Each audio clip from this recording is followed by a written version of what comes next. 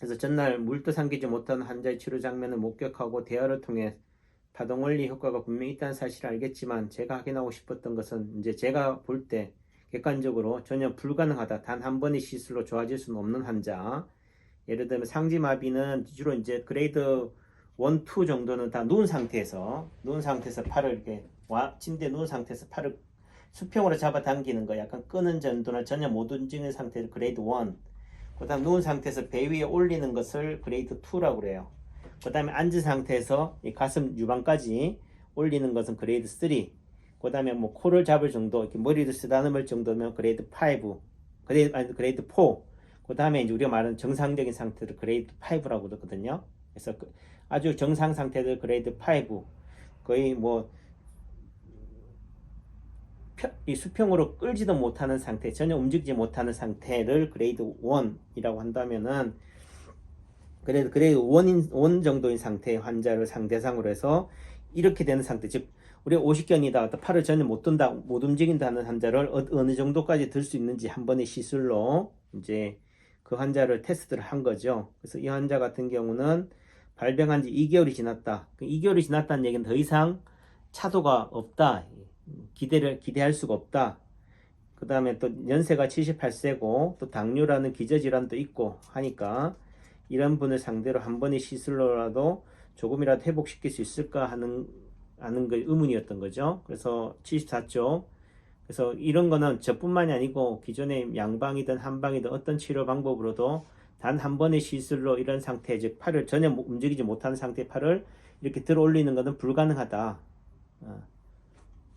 그래서 마찬가지로 이 환자의 경우에도 침은 한 100개 정도는 꽂은 것 같았어요. 박정구 쌤이. 그런데 이번에도 박정구 쌤은 뜸도 안 들이고 침을 꽂자마자 바로 마비된 팔을 들어보라고 해서 제가 깜짝 놀란 거죠. 최소한 5분이나 10분 뜸이라도 들여야 된다라고 그 당시에 저는 생각했으니까 침은 즉각적인 효과를 내는 게 아니다라고 저는 생각을 하고 있었어요. 그 당시에도. 그러니까 솔직히 침을 꽂고 나서 팔 들어보세요. 움직여 보세요. 좀 어때요? 이렇게 물어본 적이 없어요. 저는 왜? 치매 효과에 대한 확신을 못 가지고 있었기 때문에. 시간이 지나면은 하루 정도나 또는 침 맞고 나서 집에 가고 나서는 좀 좋아졌다는 얘기는 하겠지만은 침을 꽂자 말자 바로 좋아진다는 것은 솔직히 제 실력으로는 불가능하다. 근데 다른 한의사들이나 다른 치료법에서는 가능한 거였지만은 그 당시 저에게는 그랬습니다.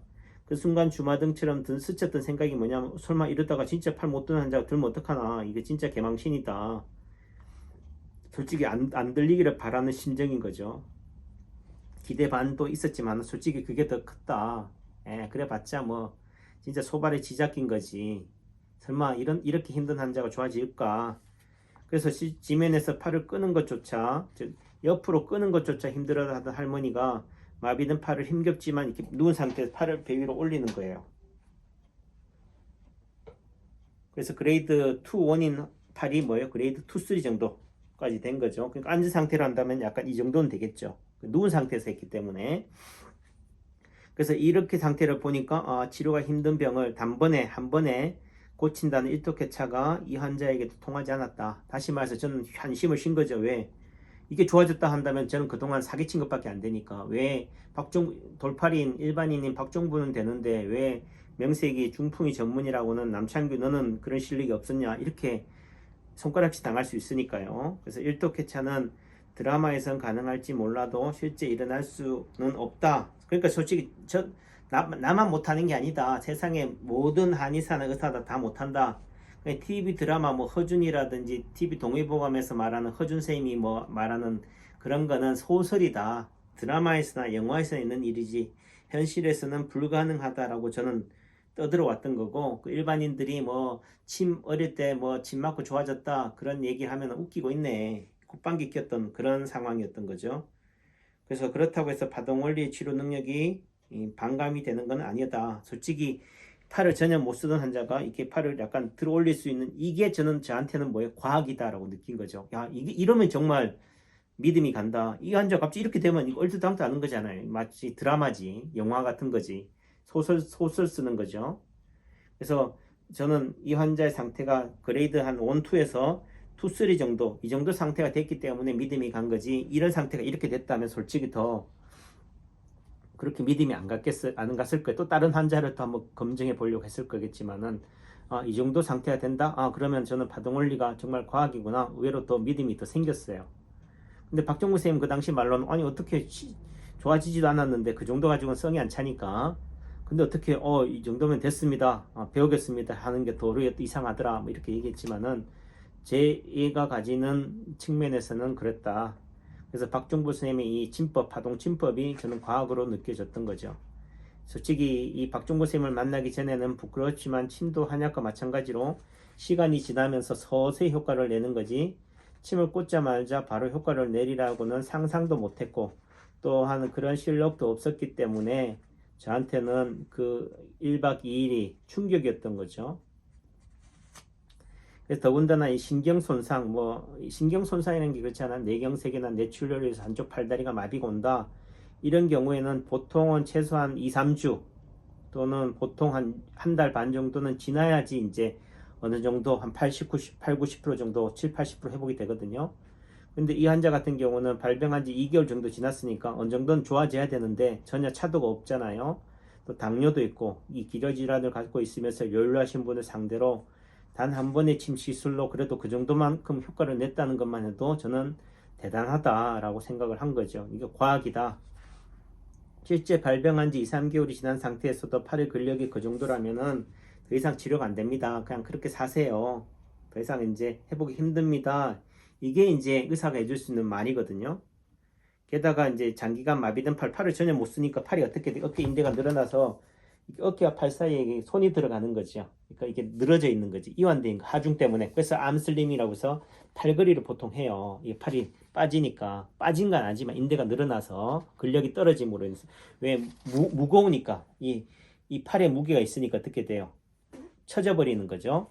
그래서 어깨하고 팔 사이에 이 손가락이 하나 정도 들어갈 정도로 이렇게 빠져 있는, 늘어져 있는 상태를 보고 뭐예요? 박종구 쌤은 이 환자 팔이 빠졌네. 탈구라고 얘기하는 거예요. 그러니까 이런 얘기를 들으면은 진짜 야 이게 뭐 뇌경색에 대해서 중풍에 대해서 전혀 모르는구나.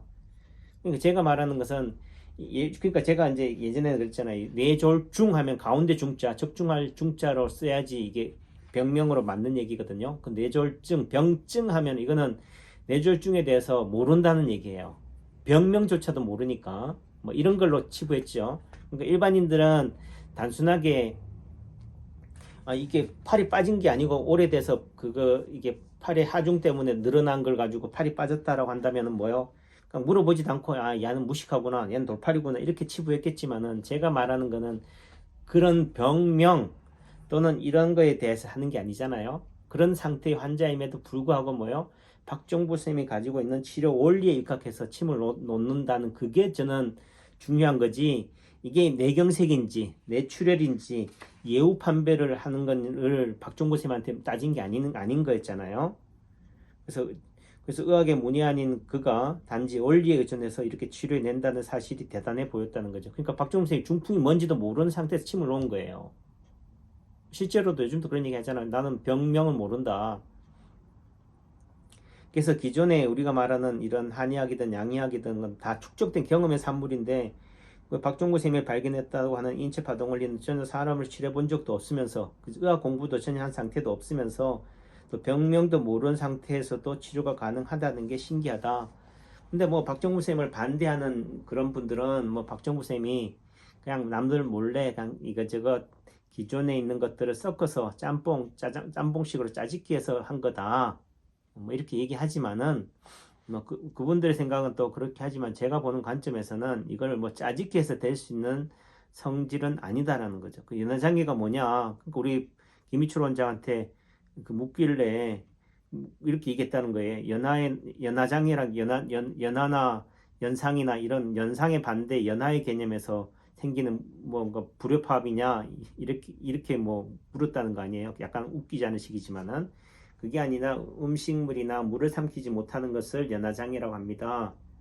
그러면 뭐 어렵냐 그게 그러면 삼키게 하면 되겠네, 먹게 하면 되겠네 이런 개념인 거죠. 그래서 그걸 이제 인체 파동 원리 관점에서 본다면 이렇게 침을 삼키잖아요. 그럼 침을 삼키는 동작이 안 되는 거니까 예를 들어 음식물 즉 입에서부터 어떻게 돼요? 여기 목으로 해가지고 위장까지, 식도 위장까지 흉선까지 다 치료점을 잡아주면 되겠네라는 거죠. 그렇게 따지면 어떻게 해요? 예를 들면 입에서 해당되는 대형자리로부터 해서 목으로 해가지고 식도 위장 흉선 따라서 요 흉골 따라서 침을 다 도로록 놓는 거예요. 실제 뭐 저도 초창기에 이런 파동원리의학에서 제가 왜 그 제천역에 의료봉사 나갔을 때 물에 빠진 분이 계셨어요. 너무 충격적으로 놀라서 물에 빠지니까 아 이러다 죽겠구나. 그런 상태에서 다행히 그 구조자가 있어가지고 물에서 건져줬는데 자기 그 충격으로 인해서 벙어리가 된 거죠. 그 벙어리라고 해서 말을 전혀 못하는 게 아니고 이런 식인 거예요. 잘 들으면 뭐요? 말이 안 돼요라는 말을 이렇게 하는 거죠. 그럼 제가 말되게 해줄게요. 말을 태어날 때부터 벙어리였다고 한다면은 또 모르지만 그게 아니다라고 한다면은 침으로 놔드리겠네요. 그래서 제가 어디에다 침을 놨냐면은 예를 들면은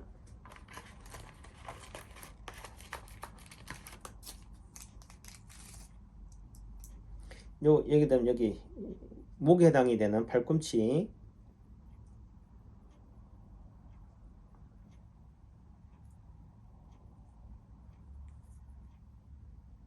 예를 들어 식도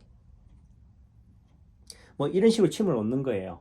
이 라인 따라서. 그 다음에 손에서도 마찬가지로 내한 수체 자리라고 표현하죠. 경추 1번, 2번 이런 후두골 자리 쪽을 따라서 침을 다 두루룩 가운데 손가락을 침을 놓고 자 말해보세요 하니까 말이 돼요 이렇게 돼버린 거죠. 저도 깜짝 놀랐고 정말 금방 말이 되리라고는 생각을 안 했지만은 어떻든 되더라. 또 내지 이런 자리는 뭐 하면 되겠어요? 지압을 해도 된다 이거죠. 그러니까 이런 원리에 입각해서 박종부 선생님은 침을 놓았던 거죠. 내지는 우리가 생각할 때는 많은 환자를 경험해 봐야 자신감이 생기는데 박종부 선생님은 많이 해보고 이런 경험의 축적에 의해서 생기는 자신감이 아니라 원리가 딱 그렇다면 당연히 되겠다. 한 사람한테 딱 적용해서 된다면은 천이면 천, 백이면 백, 만이면 만인 한게도 똑같이 적용될 수 있겠구나라고 그냥 해버리는 거예요. 그렇게 우리가 보통 사람 같으면 뭐예요? 그래도 한 사람에서 됐다 해서 그러면 다른 사람들은 안 해보고도 다 된다라고 떠들지는 못하잖아요. 그러니까 박정부 쌤이 가지고 있는 심장은 강심장이다. 그래도 최소한 10명이나 100명은 해보고 나서 정말 이거 되네 이런 거잖아요. 최근에 뭐 우리 2006년 도하 아시안 게임에 그 박승배 선수의 금메달 2관왕, 장승재 선수는 금메달 3관왕이었지만은 저도 옆에서 참관하는 입장에서 그래도 선수의 공도 크지만은 그래도 부상 병동인 상태에서 박정부 쌤이 기치료라든지 친치료 이런 파동 교정요법 통해 가지고 어떻든 정신력으로 또 내지는 박쌤이 뭐 본인 뭐 기치료 한답시고 막 운동하고 있는 선수 앞에서 뭐 어떻게 돼요? 이렇게 기치료를 막 풀어놓고 저는 그 당시엔 좀 황당하다 싶었지만 어떻든 간에 1등 할 수 있어. 내가 도와줄게. 이래가지고 했지만 그런 결과적으로는 성적을 냈었고 했는데 그 후에 뭐 노벨과 개민가 이런 사우나장에서 수영장에서 박정백 선수의 틀어진 척추 교정을 해줬다고 그러잖아요. 그리고 그 환자 한 명 딱 해주고 나서 그 다음부터 교정을 더 해준 적이 없다라고 얘기하잖아요. 그 말의 의미가 뭐냐? 한 번 딱 한 명을 딱 적용해보고 나서는 되네. 그러면 되는 거지 뭐. 이런 관점이다라는 거죠. 그러니까 박정부 선생님의 스타일이 많은 환자를 치료해보고 나서 경험적으로 해보니까 좋더라 하는 게 아니라 원리가 먼저 출발이 된 상태에서 그 다음에 이제 그 결과가 나온다는 거죠. 그 중풍이 뭔데? 그러니까 모른다는 거죠. 그러니까 뇌혈관이 막히는 것을 뇌경색이라고 하고요. 터지는 것을 뇌출혈이라고 하는데 어떻든 뇌혈관 질환입니다. 그래서 그 뇌의 문제로 인해서 사지 수족이 마비가 돼서 움직이지 못하는 겁니다. 그러면 팔다리 그럼 쓰게 해주면 되네. 팔다리 안 들어가는 팔 올라가게 하면 되네. 그럼 오른쪽 팔이 안 올라간다. 그럼 어떻게 하는 거죠? 오른쪽 팔에 해당되는 대형자리. 그죠? 예를 들면 오른쪽 팔이니까 예를 들면은 가운데가 머리, 여기 둘째 손가락이 오른쪽 팔이잖아요. 그럼 여기 예를 들면 이게 뿌리마디, 중간마디, 예를 들면 끝마디 이렇게 되는 거죠. 또 내지는 이 자리를 어떻게 도둑침을 다 놓는 거죠. 그러니까 예를 들면은 처음 이제 우리 김희철 선배가 박종구 선생님 처음 만났을 때 그럼 중풍 환자 어떻게 치료하면 됩니까? 그럼 둘째 손가락 뿌리마디 뼈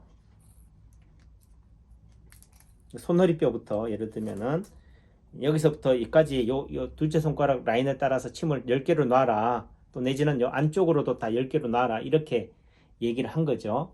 왜 여기 어디예요? 오른쪽 팔에 해당이 되니까. 오른팔이 안 올라가? 그럼 오른쪽 팔에 해당되는 자리만 침을 도도독 다 놓으면 되겠네? 뭐 이런 식인 거예요. 그런 관점으로 어떻든 한 거고, 그 당시에 뭐 박종구 선생님이 많은 사람들을 치료하지도 않았기 때문에 뭐 어떻든 그런 부분들이 된 거예요. 그래서 세상에 이런 치료법이 어딨냐 이거죠. 병을 너무 우습게 한다는 거죠. 그래서 지금까지 제가 한 얘기를 여러분들은 믿을 수 있습니까?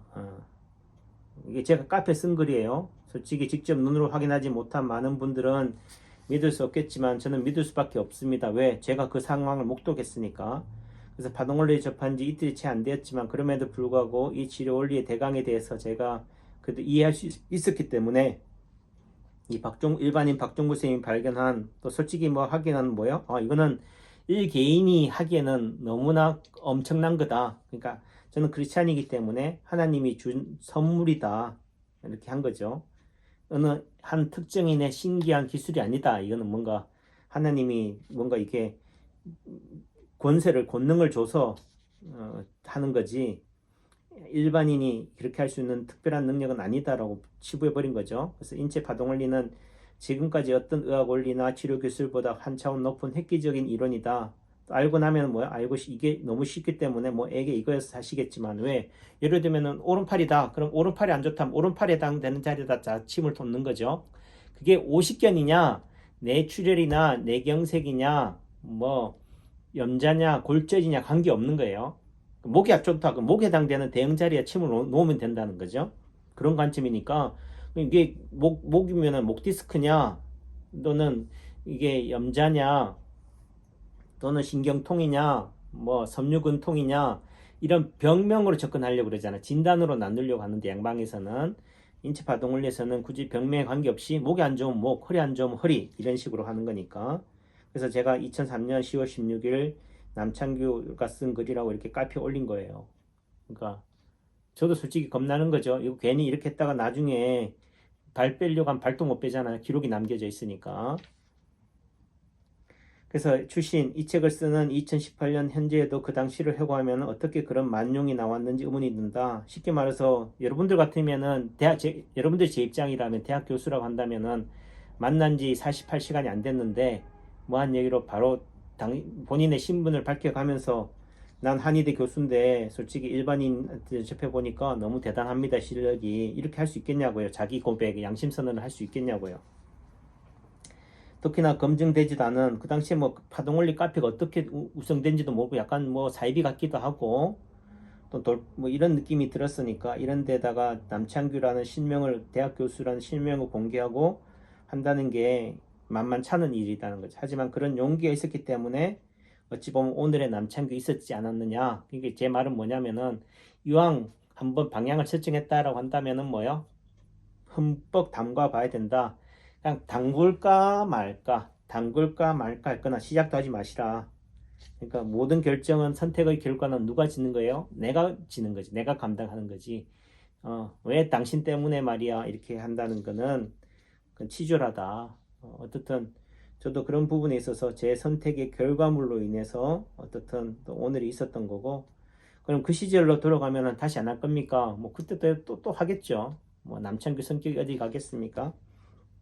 다만 그 과정상에서의 어떤 파란만장한 거는 뭐 차치하고라도, 그래서 지나고 보면 현의학에서도 난치 아니 불치에 가까운 연화장애 삼킴 곤란 환자를 상대로 단 한 번에 고치겠다고 덤벼드는 것 자체가 얼마나 무모한 일이에요. 그러니까 그런 얘기하면 뭐야, 다 돌팔이라고 그러죠. 사입이라고 그러고, 그걸 일반인한테 또 요구하고 기대한 한의사는 안 되는 걸 가지고 뭐 한번 해보세요 한다는 것 자체 우스운 얘기잖아요. 자기도 못하면서 남한테 해보라고 하는 거. 또 하려고 덤벼드는 박종부 쌤도 대단하다. 또 특이하다. 어떻게 하면은 일반인은 또 너무 몰라서 무식한 게 용감하다라고 할 수 있지만은, 어떻든 그렇다 하더라도 대단한 거죠. 그래서 지나고 나니까 78쪽에 여기 갈색으로 제가 또 샜죠. 중요하니까. 그 당시에는 침을 뭐 수백 개 꽂고 그 다음에 향불 펴놓고 뭐 이렇게 하는 것 자체가 무당이 굿하는 것처럼 느껴졌지만 시간이 지나고 나니까 그게 어떤 치료 원리인지를 이제 이해하게 된 거죠. 그래서 뇌하고 척추를, 그러니까 연화장애라는 말은 뇌하고 뇌 연수가 마비가 온 거잖아요. 연수가 마비가 온다는 말은 전신이 마비가 올 수 있고 또 호흡 중추, 생명 중추 이런 거랑 관련이 있다 보니까 예를 들면 척추로 따지면 뇌 신경, 뇌와 척추 신경을 다 잡아야 되니까 이런 긴장, 특히 이게 오래됐으니까 이런 뇌와 척추 긴장을 풀어주려고 환자의 몸에서도 그것에 해당되는 자리, 즉 뇌 자리, 척추 자리를 다 잡았다 하다 보니까 침이 그렇게 많이 꽂을 수밖에 없었고 또 한 번에 효과를 봐야 되니까 이거를 뭐 한 달이고 두 달이고 계속 꾸준히 치료한다는 개념이 아니잖아요. 바로 그냥 좋아질 수 있어요 없어요 이런 관점이니까. 또 악기를 쫓기 위해서 우리가 보통 향풀을 피운다는 게 뭐예요? 귀신을 쫓아내고 뭐 이렇게 한다는 거잖아요. 냄새, 이런 향불을 피운다는 거는 이런 측면에서 향불을 피우는 게 아니라 피부 속 깊숙이 긴장되고 뭉친 곳, 즉 피부 바깥쪽은 뭐라고 되어 있다고요? 이완. 안쪽은 뭐예요? 긴장. 또 그 안쪽은 이완. 긴장된 상태니까 피부 속의 긴장을 어떻게 풀 거냐 이거죠. 향으로 푸는 거죠. 온열요법인 거죠. 그래서 파동 향기요법을 해서 그렇게 한 거고, 또 이 향불을 몇 개 피우느냐 하나 가지고 안 되니까 그 피보나치 수열을 이용해서 1, 3, 5, 7, 9, 13 이렇게 24, 그러니까 앞에 숫자랑 더한 거죠. 1, 2 있다면 1 플러스 1을 더하면 뭐예요? 1, 2가 되고 1 플러스 1을 더하면 뭐 3이 되고 2 플러스 3을 더하면 5가 되고 3 플러스 5가 되면 8이 되고 5 플러스 8 하면 13이 되고 8 플러스 13 하면 21이 되잖아요. 그 앞에 숫자와 숫자를 더한 숫자, 이게 뭐 꽃의 숫자다. 모든 게 다 그런 건 아니지만은 그 말의 의미는 꽃의 생명력이 어떻게 돼요? 얼마나 크겠어요. 그러니까 똑같은 거라 한다면은 숫자로 한다면 우리 사람의 숫자는 뭐예요? 팔은 하나지만 또 뭐예요? 두 개고. 예를 들면 몸은 몇 개예요? 예를 들면 5개잖아 손가락이. 그러니까 이런 피보나치 수를 이루어져 있다는 거죠. 머리는 하나인데 또 뭐예요? 몸통에서 팔은 또 3개로 갈라지고 또 5개로 갈라지고 뭐 이런 식으로 우리 몸이 지구가 그렇게 운행되어지고 있다. 그러니까 예를 들면 향불 같은 경우도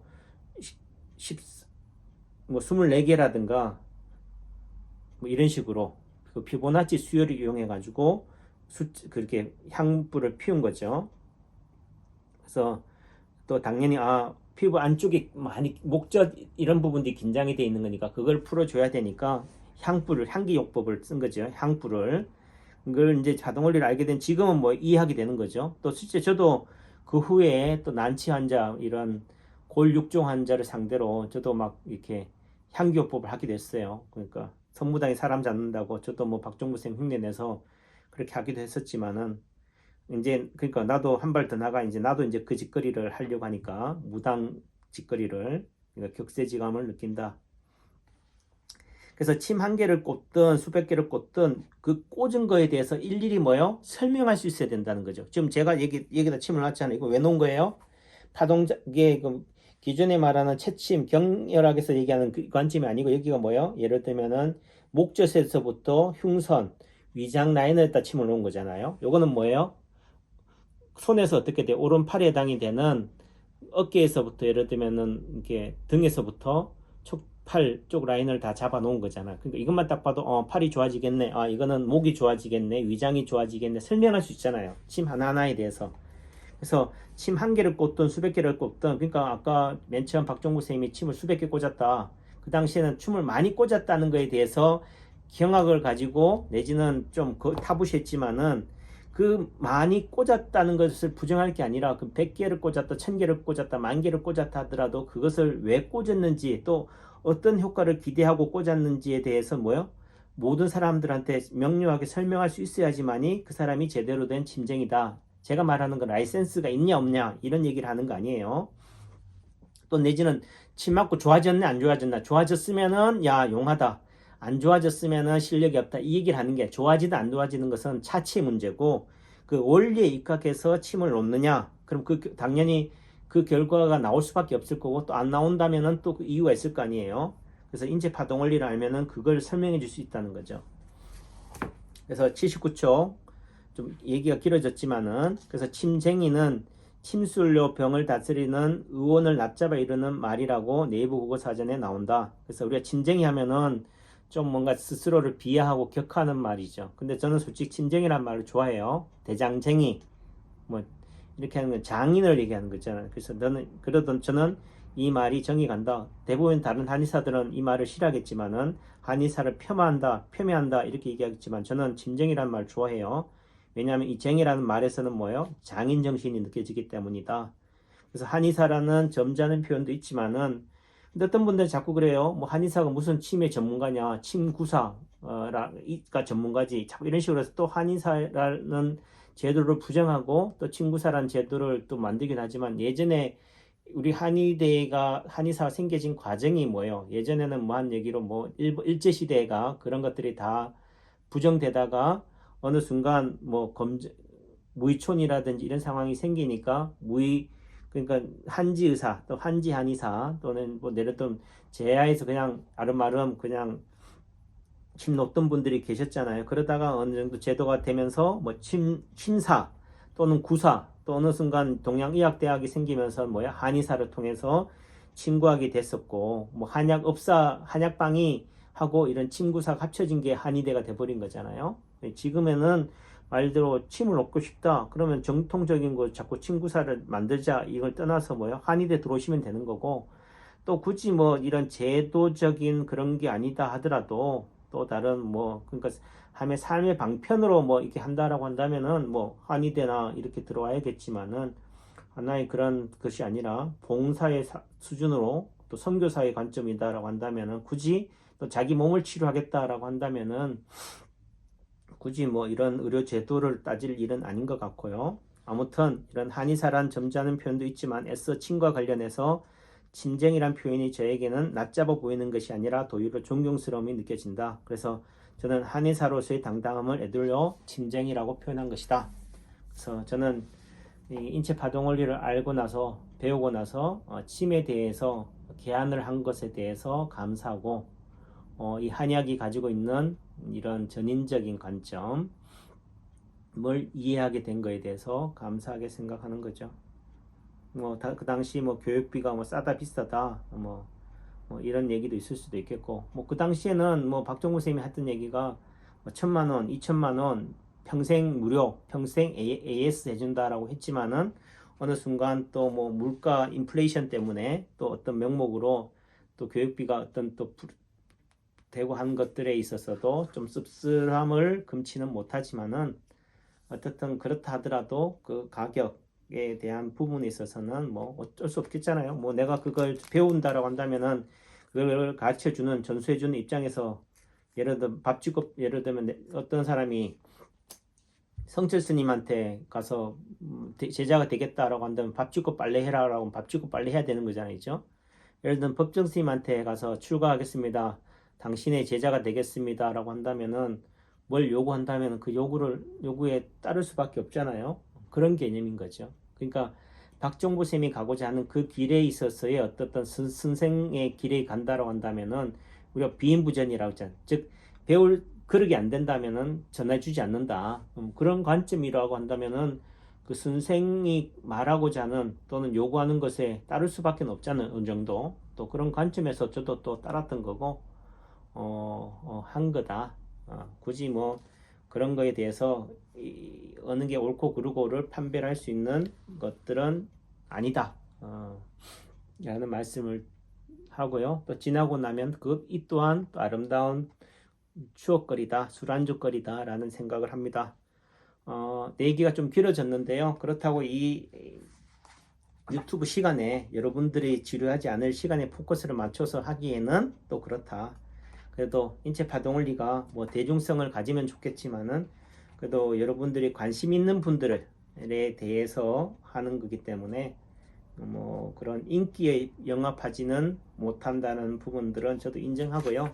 그렇기 때문에 저도 힘 빼고 또 너무 매주할 꼬주할 또 하는 것 같은 느낌도 들지만은 또 솔직히 그래요. 저도 뭐 예를 들면 주식을 공부한다 또는 뭐 부동산을 공부한다면 전혀 모르잖아요. 차라리 저는 모른다는 전제로 해서 그 강사 선생님이 강의해 주는 게 낫지 어설프게 안다라는 전제를 가지고 해버리면 더 어렵잖아요. 차라리 백지 상태. 지금 제 강의를 들으시는 분들은 그냥 말 그대로 아무것도 모른다는 상태에서 출발하는 게 더 나을 수도 있겠다. 그런 관점으로 받아들이시라. 또 내지는 뭐 굳이 뭐 재미없다 또는 읽어 들을 가치가 없다라고 하면은 안 들으시면 되는 거니까. 굳이 뭐 이런 시시콜콜한 얘기는 그만해라, 넘어가라 이렇게 얘기하시면 안 들으시면 되는 거고, 다만 여러분들보다 또는 일반인들이 더 많고, 또 제가 쓴 책도 뭐예요? 주로 50대 60대 노안이 되는 분들 또는 그 전혀 이런 해부라든지 생리라든지 이런 거에 대해서 모르는 분들을 상대로 하는 내용들이니까 그런 관점에서 너그럽게 받아주셨으면 좋겠다라는 생각을 가집니다. 감사합니다.